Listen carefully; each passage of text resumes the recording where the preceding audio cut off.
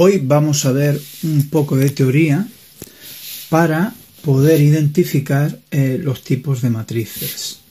Esto lo haremos en base a la posición de los diferentes elementos de la misma.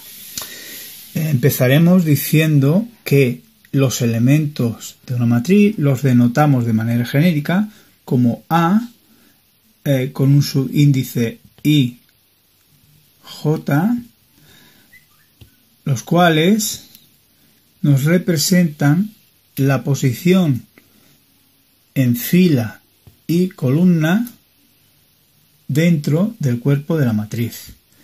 En esta posición irían nuestras jotas o columnas, en esta otra posición irían nuestras i's o filas. Vamos a definir unas filas y unas columnas. La 1, columna 1, columna 2 y columna 3. Muy bien. Esta posición sería la posición 1, 1. Esta es la posición 1, 2. Posición 1, 3. Posición 2, 1. Posición 2, 2. Posición 2, 3.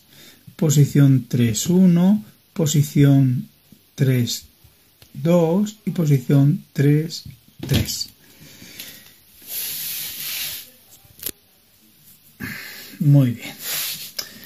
Ahora diremos que existen tres posibles posiciones de los elementos de una matriz. Una primera posición sería aquella en la que las i's son menores que las jotas. Esto significaría que tendríamos elementos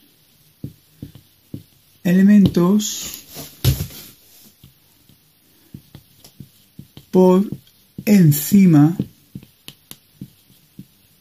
de la diagonal principal. Una segunda posible posición sería aquella en la que las i's sean igual que las jotas, lo cual nos indicarían elementos que pertenecen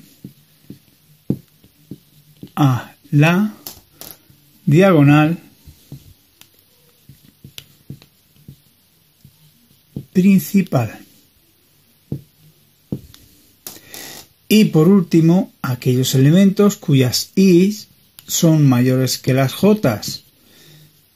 Estos serían elementos por debajo de la diagonal principal.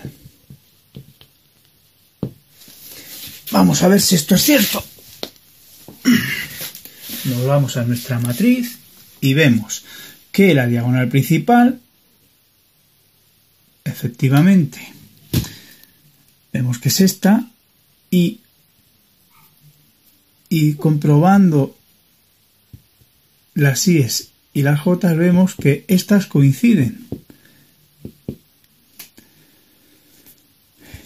Mientras que los elementos que están por encima de la diagonal principal, las i's siempre son menores que las jotas. Y luego el caso contrario, que son aquellos elementos que están por debajo de la diagonal principal. Con lo cual podemos ver que esto que habíamos dicho anteriormente se cumple. Resumiendo, y a modo de recordatorio, diremos aquellos elementos en los que las i's son menores que las jotas, estaremos hablando de elementos por encima de la diagonal principal. Aquellos otros en los que las i's sean igual que las jotas, estaremos hablando de elementos que pertenecen a la diagonal principal. Y por último, aquellos elementos en los que las i's sean mayor que las jotas, estaremos hablando de elementos por debajo de la matriz de la diagonal principal. Esto nos puede servir pues para identificar o definir, por ejemplo, matrices triangulares superiores, en las cuales diríamos que son aquellas matrices en las que todos los elementos cuyas i's sean mayores que las jotas son 0, con lo cual tendríamos una matriz triangular superior, es decir, todos los números distintos de 0 estarían por encima de nuestra diagonal principal. Si definimos una triangular inferior, sería aquella en la que todos los elementos cuyas i's fuesen mayores que las jotas serían ceros. Todos estos elementos serían 0, mientras que los elementos por debajo de la diagonal principal serían distintos de 0. Bueno, hasta aquí nuestra teoría. Espero que nos sirva a todos. Hasta luego.